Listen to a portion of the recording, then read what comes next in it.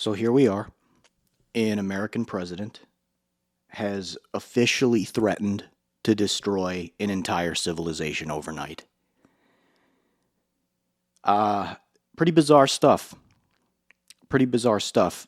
I I guess we can go through the tweet. Surely you've seen it by now. I'm always late to these things, but what I'm going to talk about today is not the tweet itself so much. What I'm going to talk about is the fact that we deserve this. We deserve these leaders. This is about what you could expect from a civilization like ours and how we've wasted it. We've wasted our civilization. We were the richest people in the world. The richest. No one has been richer than us. No one has had more technology, been able to go faster, easier. We had it all. I mean, we had every reason to succeed. We had every reason to succeed and failed at every step. At every step, evil crept in and the so-called good people allowed it to do so on purpose. On purpose. Usually it was so that they could make money. Get rich now. Make your money fast. Get houses, get multiple houses. Share none of it. Share none of it. So Donald Trump says a whole civilization will die tonight, never to be brought back again. I don't want that to happen, but it probably will. What a, I mean, what a toddler. I don't, look, see what you're making me do? You see? Baby, I don't want to do this to you, but you just make me so mad. Sorry, back to the tweet. However, now that we have complete and total regime change, where different, smarter, and less radicalized minds prevail, maybe something revolutionarily wonderful can happen. Who knows? We will find out tonight. One of the most important moments in the long and complex history of the world. 47 years of extortion, corruption, and death will finally end. God bless the great people of Iran, who I'm about to destroy. I love the little, he is a great manipulator, but I think the magic's gone. You know what I mean? The magic's out. My brother was like this, actually. He when he was a kid, he had this unbelievable magic. He could say anything to anybody, and they would believe him. They loved him. He had this unbelievable charisma. And I watched this happen to him where, like, by his early 20s, going into mid-20s, it was done. It was over. All the tricks that he had didn't work. And I'm not totally sure why. I don't really know. But there's this part of me that thinks that there was an inside light to him that people were reacting to, something completely irrelevant and separate from his actual words. Like, the trickery and the magic wasn't actually the thing that was working on people. It was this sort of inside charisma that just couldn't be denied. And I think Trump had that. I think Trump had that sort of thing where, he would say stuff to people and it didn't matter what he was actually saying. What mattered, and I'm not saying that people were ignoring what he was saying necessarily, but I think that there was a magic where he could say all kinds of crazy stuff, but we kind of felt like we knew what he was really saying. There was something unverbal and unphysical happening that was this sort of communication process. And I think that's done. And so now all we have left are the words that he's actually saying. Now people are starting to really just analyze what he's doing and just say, and because, and here's the thing, you can only go so far with that magic. right? That magic that I was talking about, it has to sort of be generic enough that people can fill in the blanks with their own stuff. And we can't do that now. We can't do that now because you went too far. You went too far. The magic spell is over. You don't get to sit here and as somebody with his finger on the button with the most military might behind it. You are the guy. If you're president of the United States, I don't know if this is true anymore, but it was. If you are president of the United States, you are president of the whole world. Up to a point. It's a little bit regional. Depends on the day. But you are in charge of everything. And the reason is because, in theory, the United States president can take the world's mightiest military that the world has ever seen. The world has never seen something like this before. And it can threaten this. It can threaten not only complete and total regime change, it can threaten disaster upon your nation. A wipeout, total glassing, exterminatus, done by. The world forgets about you. You are a pile of ashes. That's what we can do. We can do that. What's fascinating about this whole thing is that at this point, the war is supposedly over oil. Because now what Trump is asking everybody to do is open up the strait. But I bet you that if, like right now, if I said, okay, 1, 2, 3, you tell me why the Iran war started, I bet you what you would want to say is, well, it's to open up the Hormuz Strait. Iran closed it down, right? No. That's not right. That's not right. This actually supposedly started over the fact that Iran was starting to build nuclear capability. I wonder why they were trying to do that. All we've done is proven them to be right in their fears. That they say, yeah, of course we need nukes. If we don't have nukes, this happens. They have been proven beyond justified in their fears and in their desire for nuclear war. Or nuclear warheads, rather. Because we're threatening nuclear annihilation.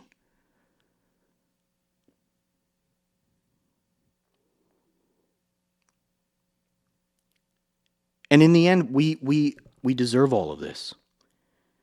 We deserve this destruction.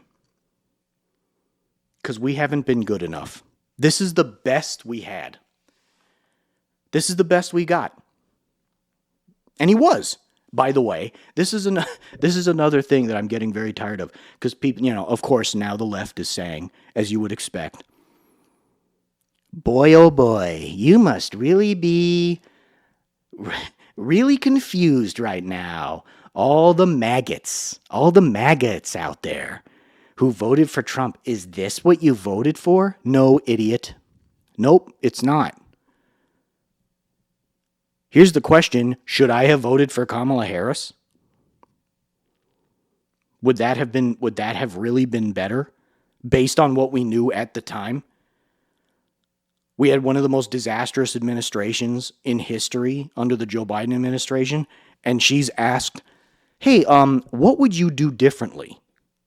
What's a mistake that the Biden administration made that you would turn around, that you would be, what makes you different from the Biden administration since you were in the Biden administration?" And she says, nothing comes to mind. Yeah, I'm voting for Trump. That's correct. Yeah. Yeah. Of course I am. He promised the opposite of this. So it doesn't follow. Sorry. We don't get to go back in time all the time and then stomp our feet at our past selves for what we did not know. And liberals, let's face it, you didn't know this was coming. You didn't. You were mad about bizarre, crazy things. You were mad about weird COVID holdovers. You were angry about abortion. None of this factored in. None of it. Nobody actually believed that Trump was going to start a nuclear annihilation. So calm down. That's not. That doesn't play in here. But I gotta say, this was the best that we had. This was the best shot that we had, and I'm glad we took the chance. I'm actually still very proud of this country for going for it. We tried. We tried. In my last video, what I said was the realization is kicking in that we cannot vote ourselves out of this scenario. And that is still true. That is still true. And I hate that. I really do. It bothers me, but we're not going to shoot our way out of it either. Okay? We're not. Let me show you why. All right, so this is from the New York Post. It's talking about how the military found the U.S. airman who was shot down over Iran. Washington, the CIA used a futuristic new tool called Ghost Murmur to find and rescue the second American airman who was shot down in southern Iran, the Post has learned. The secret technology uses long-range quantum magnetometry to find the electromagnetic fingerprint of a human heartbeat and pairs the data with artificial intelligence software to isolate the signature from background noise, two sources close to the breakthrough said. It was the tool's first use in the field by the spy agency and was alluded to Monday afternoon by President Trump and CIA Director John Ratcliffe at a White House briefing. This could be total BS, right? At this point, we can't even tell anymore. Who knows? They could have the technology. They may not have the technology. I don't know. Neither do you, and neither do they. Right? The average person at this point working in the Pentagon couldn't figure out whether or not any of this was true. We're not going to know. But if it is, we're done. We're not fighting anything with guns. We're not fighting anybody anymore with AR-15s. Could we technically do quite a decent job? Yeah, in theory, perhaps. If they have this, we're done. We're done in the long run. Nobody's fighting anything this way. So, the concept of a second American Revolution, if the government is using this, we're out. It's not happening. And even if it does, we're screwed inside of what? Maybe a few months? Maybe. So nobody's fighting nothing. And the thing is, I'm not even advocating at this point for civil war. I'm definitely not, as a matter of fact. I do not want that at all. But our government and the American ability to leash the government via the threat of revolution is very, very important. It's very important, not only to us and not only to our civil rights, but to the world. The fact that the American people can say, hey, no, actually, we don't want this, and do so with the use of force, means that somebody like Donald Trump doesn't get to just nuke a country out of existence.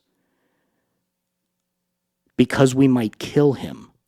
I know that that's uncomfortable. But it's time to get real now. It's time to stop being afraid of the truth. The truth is that the American government has always been on rails because of the threat of the populace that is always looking down their necks. We've always got our heads over their shoulders looking at what's going on. That's not happening anymore. None of this is. And now, if they have stuff like this, we're done. Now there is no America as we know it. Now there is no United States as we know it. Now there is merely the American federal government.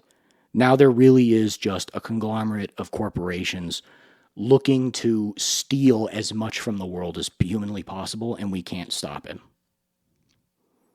So the question is, what do we do now? The question is, what do we do in the face of this? And there's really only one answer. We have to starve this thing. Okay? We have to starve it. This is an animal. It is a beast, a monster, a creature. And it has grown and grown and grown and grown and grown, with or without us. It has grown. And what we have to do is starve it somehow. And this is a tough question, right? Because what's happened, and this is one of the major reasons why so many conservatives for so long were against globalism, right? And this is why so much of our leadership now is pro-globalism. They don't want to be dependent on the voter base anymore. The voter base has guns. The voter base can do violence. The voter base comes from a revolutionary culture. And they can't have that anymore. So now what they've realized correctly is if we become an international state, if we become a conglomerate country, we can actually just ignore those people. Americans, in other words, become not only, like, I almost wanted to say less powerful. We become extinct. And that's really what they're trying to do. They're trying to make us extinct so that we can't stop things like this. The smartest people in the room have realized that what they need is America, and American military might, and the American economy to do Satan's work. They desperately, desperately, desperately want to destroy the world. That's what they want to do. They don't think of it that way. They just want, they think of it in other terms. I want power. I want money. But it's all self-sabotage. They want destruction. They want to destroy everything, and they want everybody to die. And they need the might of the American military to do that. They need the might of the American economy to do that. But what they've forgotten, luckily, fortunately, and what I hope they'll continue to forget, is that America isn't America without Americans. You must have Americans. The only reason that America became as rich and powerful as it was, and is because of the Puritan work ethic. We worked our asses off. Everybody who came here worked their asses off to have what they have. What little they have at this point, by the way. What little they have is being taken away from them. But in order to get here in the first place, we worked our asses off. It was a part of our religion as Americans that we worked our asses off. And that Puritan work ethic continued all the way through the 80s and the 90s? Work became its own dogma. Work became its own virtue. Incorrectly, by the way. That was a very bad thing that happened. But that is how it happened. And what you can't do, you cannot recreate that with Indians or South Americans or Asians. If you could, we'd all be America.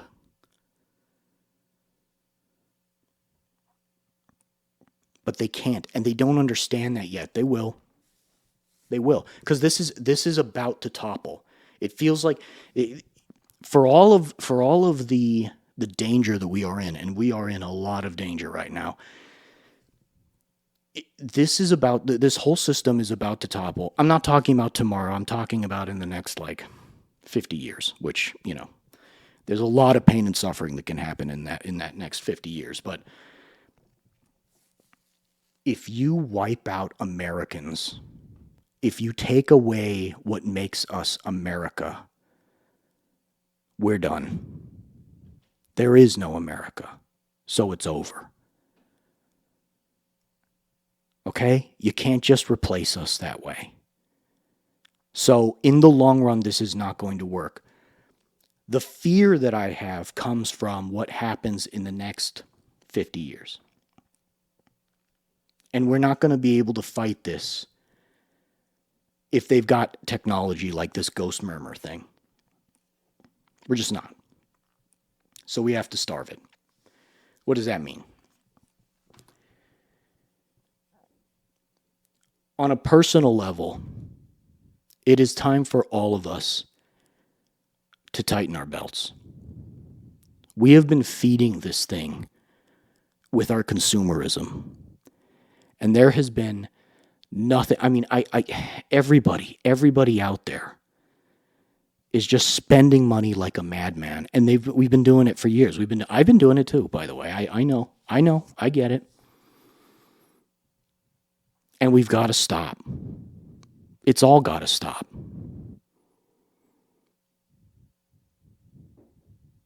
We've got to be willing to end the joyride.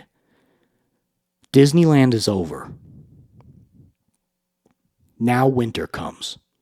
It's over. And we have to start audit your credit card bills. Audit your debit card bills. Switch to cash where you can. That's a big one, by the way. Switch to cash. But it's time to start, get out your, and I mean this very explicitly, if you haven't done this by now, get out your credit card bills and start redlining certain things. Start actually figuring out, how much do you spend on fast food? Do you need to spend that much on fast food? How much do you spend on gas? How much of that gas was spent in line at a fast food restaurant? How much is spent on subscriptions? Do you even use the subscriptions? Pare down the subscriptions. This is all a part of a machine. Every single time you swipe your credit card, every single time, cash less so, to be honest. Let's be honest. A lot of the cash doesn't quite make it to taxes for the federal government. But every time you swipe your credit card, you are feeding this thing. They can turn this against us very easily, very easily.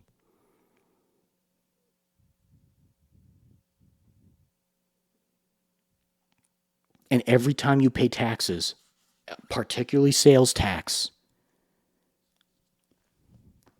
you're screwing yourself. You're digging yourself into the hole further. Do you really need a new car? I've never understood that one. People going out and buying a new car. I need a new car when the car they have is just absolutely fine. If you need a new car, you need a new car. If the trans is done and you've rebuilt it 2 or 3 times and it's time for a new car. You don't need a new car. That's why the prices are so high. It's because people they can't help themselves. Something's wrong with us. Something's deeply unhinged in our culture. I think I talked about in an earlier video that I'm in the LA area, and Dodger tickets are something like $350 for like a good game, like one of the more popular games. A Dodger ticket being $350 is the most insane thing I've ever. I mean, I don't even know what to say. The hilarious part is they used to give them away. Now they're $350. Okay. Because people are paying that. And they're going with their families for one game. They're spending like $1,200 easy to go to like a Dodger Cub game. It's crazy. And every time you do, that $1,200, there's sales tax involved, and you're feeding this thing. It's got to stop. The corporations don't even like you.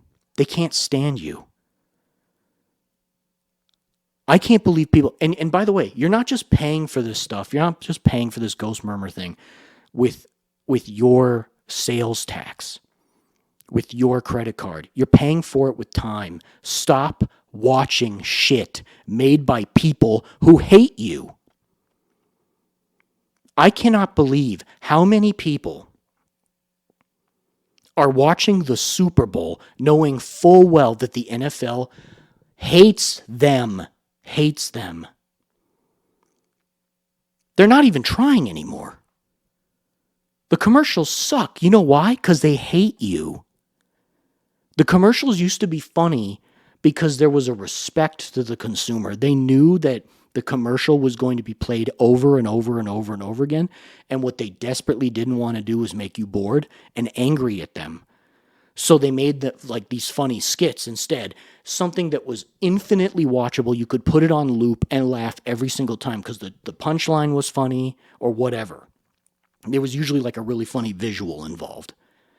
And you could just watch it over and over and over and over again. They don't even bother now. This is the time where they could do that most of all, because then you turn it into like a YouTube short and people can just, I mean, God knows how many people are just watching those shorts or TikToks or whatever, and it's just on loop and ha ha ha ha ha ha on loop, and they still won't do it because they hate you. That's how much they hate you. They could respect your time. They could respect you. They could love you. They hate you. So they're not going to do it. And then you tune in anyway. How shameful. And again, I can't stress this enough. I'm talking to me too. I didn't watch the Super Bowl. I haven't watched sports ball in a really long time. I mean, it's so obnoxious.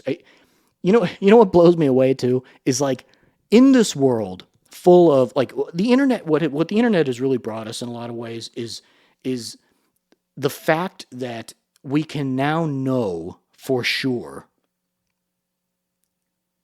what is true and what is not. We've never had this much information before. I think it was 2023-ish, there was a literal satanic ritual done on the Dodger Stadium field. A literal satanic ritual was done. And then people got mad, and then Dodger Stadium, if I remember right, Dodger Stadium canceled, but then they brought it back. And all of a sudden, post-2023, like every Dodgers are winning like gangbusters. Wow, what a shock, huh? What a shock. Satanic ritual on the diamond, and all of a sudden, they're the world champions. Who knew? Who knew that's all it took? When do we finally start realizing that none of this matters? That the only thing that matters is your relationship to God and who you are inside. And where your soul is at. What priorities you have. Those are the things that are relevant. Are you a friend of God? That's it. Everything else doesn't matter. It doesn't. Not really. What do you think is going to happen? Do you think you're going to get up to heaven and you're going to brag about how you were like the CEO of a company? How stupid are you? How stupid are you? It's got to stop. The retail therapy has got to stop. The entertainment has got to stop. It's time to get real and look inward. And honestly, I know for a lot of people that buying stuff and watching things and playing these video games is an escape, and that to a certain extent it's necessary. Totally, I totally hear you. I know.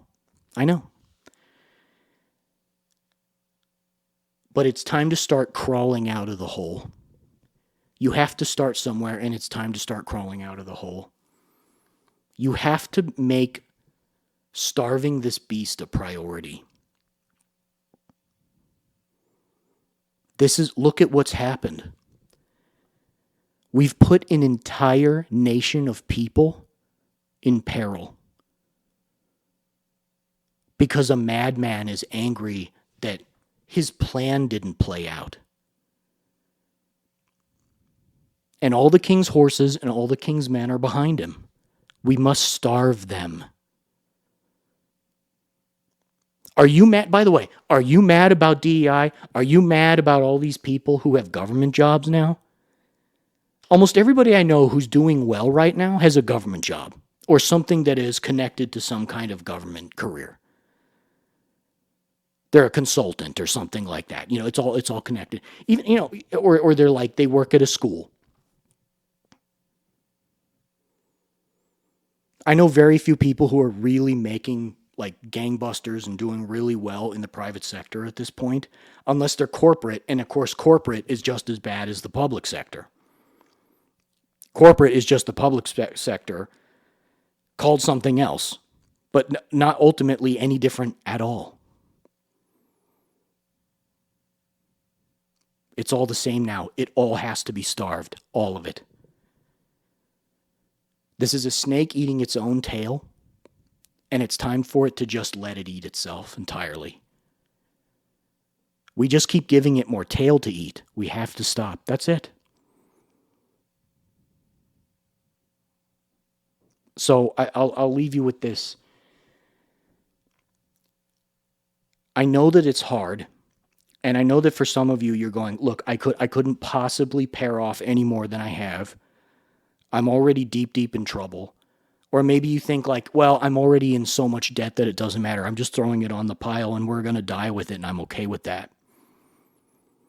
And what I'm telling you is that may be a good strategy to keep yourself sane. But the reality is that you are feeding this thing. That you are and I hate to say this, but you are a part of the problem that way. And I get it. I do. Some of us got tricked into just going way too deep on debt. And that's the only way for you to survive right now in your head. And I'm not mad at you. I'm not coming after you for that. But you got to start digging yourself out of this hole. And you have to, what I would recommend is that you turn your life to finding ways to get to a place where you are no longer feeding this thing, because that's what all of the interest that you're paying without paying any of your actual loan down it's feeding this monster.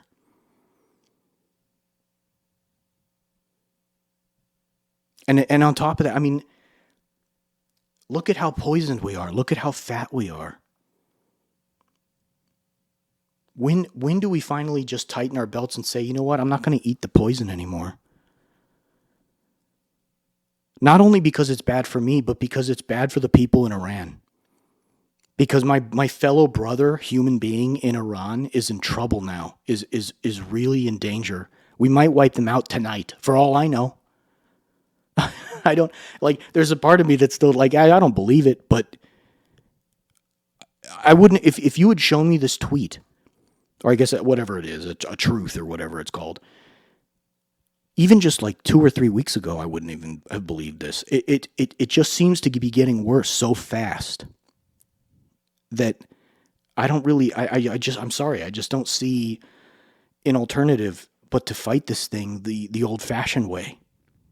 We have to fast. We have to fast.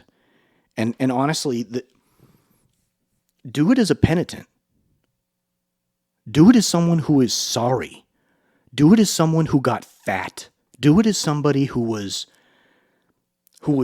ugly eating the world. That's what we have been doing in America. We have been ugly eating the world this entire time. And look, some of us are young enough that it's like, it wasn't our fault. We didn't know. We just grew up and we just, you just think like hot dogs and hamburgers and 4th of July. Like, yeah, why not go to Target and buy a bunch of stuff? But the question isn't just, the question is more than like, whose fault is it at this point? The question is, how did we get here? And the answer is by eating, by consuming, by being fat. And it's time to become officially sorry as a nation for that. and the time for fasting has come.